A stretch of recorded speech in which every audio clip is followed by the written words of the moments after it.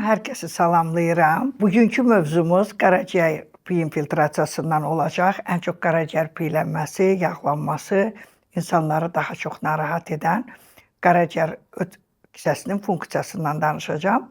Çünki bugün ən çox rast gəldiyimiz mövzu nədir? İnsanlar ən çox oturan kimi hamı bir-birinə öz kökəlməsindən yersiz yerə heç deyir, heç nə yemirəm, adi su içirəm, köpürəm, qazım olur. Narahatçılıqlarından danışanda ən çox gəyirmə, ürək bulanma, qəbizlik kimi əlamətlər bugün daha çox eşidilir.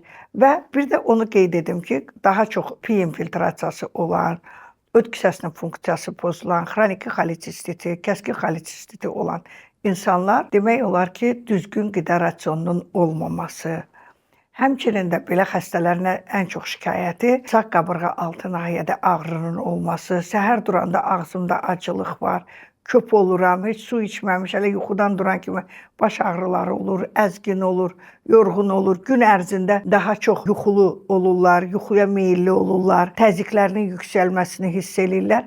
Amma belə insanlar çox vaxt heç qaraciyər ödü nəzərə almır. Çox medikamentoz müalicələrdən baş ağrısı, təzyiq dərmanı, ağrı kəsicilərdən daha çox istifadə edirlər. Amma onlar fikirləşmirlər ki, qaraciyər ödün funksiyası pozulan zaman içdiyimiz bu dərmanlar daha da qaraciyəri yükləyir. Bilirik ki, qaraciyər bizim laborator funksiyamızı daşıyır. Ona görə bütün orqanizmə düşən zərərli maddələrin zərərsizləşməsi məhz qaraciyərdə gedir.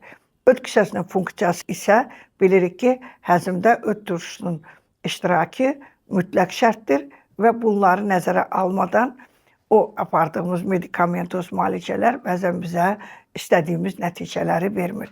Qaraciyərin funksiyasından danışan zaman mən mütləq vitamin deposunu da nəzərə almaq istərdim. Çünki orqanizmin daxili mühitin sabit saxlanmasında qaraciyərin birbaşa rolu var.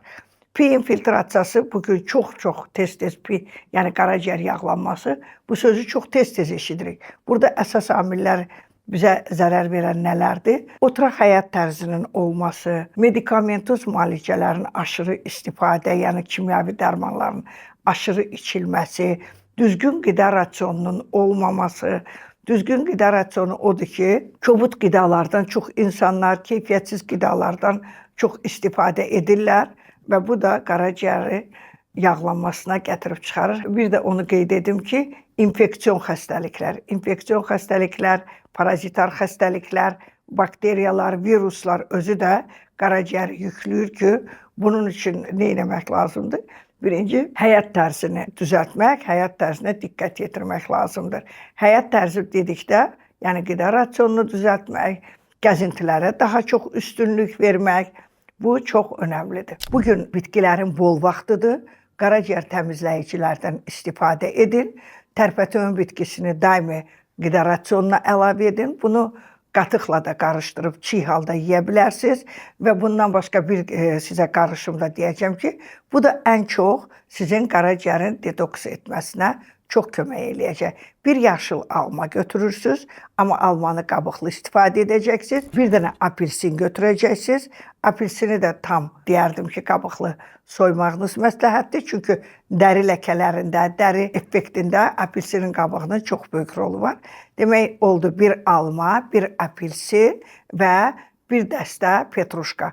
Bunları bir yerdə blenderdən keçirirsiniz və sonra bunun üzərinə bir stəkan yaşıl dəmlənmiş çay əlavə edirsiniz. Yaşıl çay. Bura su əlavə etməyin. Yaşıl çayı əlavə edin. Yaşıl çayla bunu təkrar blenderdə qarışdırıb gün ərzində bunu 2-3 dəfə içə bilərsiniz. Bu sizin qaraciyərinizi təmizləməklə yanaşı bağırsaq divarlarında, bağırsaqlarınızın da tam təmizlənməsinə gətirib çıxaracaq ki, bu da sizin orqanizmanız üçün çox faydalı bir qarışımdır ki, bunu mütləq eləməyi unutmayın. YouTube kanalımızı izləməyi və abunə olmağı unutmayın. Bəyənməni də etsəniz çox yaxşı olar.